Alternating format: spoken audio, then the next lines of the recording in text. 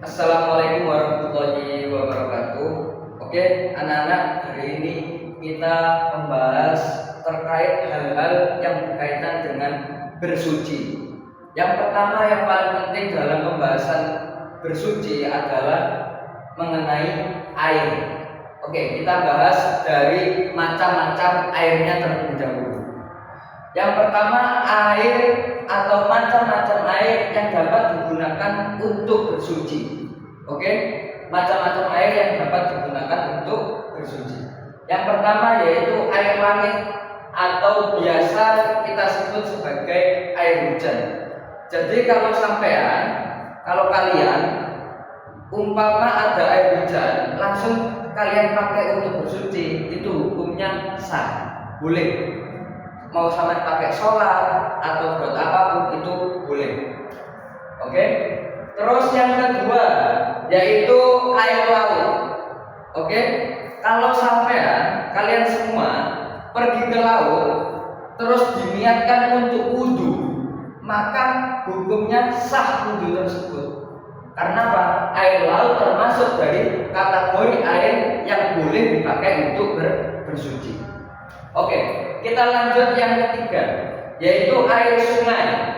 Yang dimana air sungai ini perlu dipastikan airnya bersih, harus pasti bersih untuk air sungai, baru bisa dipakai untuk bersuci. Bukan air yang sekiranya kotor atau air yang mengandung sampah, itu otomatis air sungai yang tidak dapat dipakai untuk bersuci. Oke, kita lanjutkan yang keempat, yaitu air sumur. Sampai punya sumur, sampai pakai untuk wudhu, sampai pakai untuk wudhu membaca Quran, pakai wudhu untuk sholat, maka hukum air sumur tersebut yaitu suci. Kita lanjut, air sumber atau biasa kita kenal sebagai mata air. Mata air ini boleh dipakai untuk sampai bersuci. Jadi boleh sampai pakai umpama di rumah ada sumber mata air, maka boleh dipakai untuk bersuci. Selanjutnya air salju atau biasa disebut air es.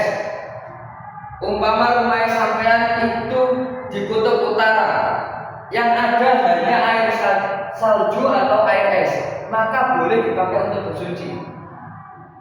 Bukan air es yang dibuat pakai freezer, tapi air yang benar-benar air salju. Oke. Terus yang terakhir yaitu air embun. Air embun ini kalau umpama sampai menampung embun ketika di malam hari terkumpul banyak terus dipakai untuk bersuci, maka hukum air embun tersebut hukumnya sah jika dipakai untuk bersuci. Oke, ini macam-macam air. Kita lanjut ke penjelasan selanjutnya, yaitu jenis-jenis air. Jadi ada macam-macam air, ada jenis-jenis air. Untuk yang pertama yaitu status air. Air itu statusnya harus apa? Air suci. Pastikan air yang kalian pakai itu air suci. Yang kedua, syaratnya apa? Setelah airnya suci harus dipastikan air itu harus menyucikan. Kalau cuma suci tetapi tidak menyucikan, maka tidak bisa dipakai untuk bersuci, untuk wudhu, untuk mandi jinabah, mandi junub atau apapun itu tidak bisa. Terus pastikan yang ketiga, syarat yang ketiga yaitu airnya tidak makruh bila digunakan. Makruh itu artinya dibenci. Makruh itu artinya dibenci. Berarti airnya tidak dapat dipakai karena dia hukumnya makruh kalau digunakan. Bukan haram ya. Haram itu di bawahnya makruh. Jadi ada makruh, ada haram. Kalau haram dipastikan airnya tidak dapat dipakai. Kalau makro ini masih bisa dipakai tapi harus punya beberapa syarat dulu. Oke, sebutannya yaitu apa?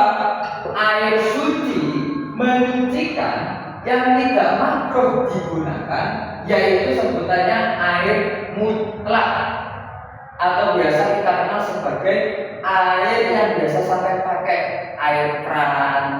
Umpama sama punya galon mau wudhu pakai air galon, itu terserah, itu namanya air mutlak. Kita lanjut jenis air yang kedua. Status airnya suci, juga airnya dapat menyucikan sampai kalau mau pakai wudhu. Tetapi ada tetapinya, ternyata airnya itu makruh digunakan, tidak dapat digunakan secara langsung, yaitu apa? Air panas sebab matahari.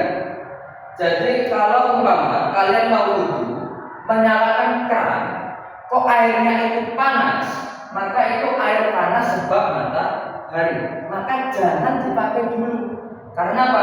Hukumnya makruh. Harus gimana Pak? Kalau mau bisa pakai, ditunggu sampai air tersebut mendidih. Ketika airnya sudah dingin, maka air tersebut statusnya bukan yang kedua, tapi statusnya langsung naik yang pertama, yaitu apa? Statusnya air mutlak yang suci, menyucikan dan tidak makruh bila digunakan. Itu berarti kalau airnya masih panas, maka jangan dipakai, ditunggu dulu. Oke, lanjut yang ketiga, yaitu airnya suci, tetapi dia tidak dapat menyucikan. Airnya suci, tapi tidak dapat menyucikan. Contoh airnya atau nama airnya yaitu apa? Air mustakmal. Nama airnya yaitu air mustakmal. Atau dalam bahasa Indonesia yaitu apa? Air yang sudah digunakan.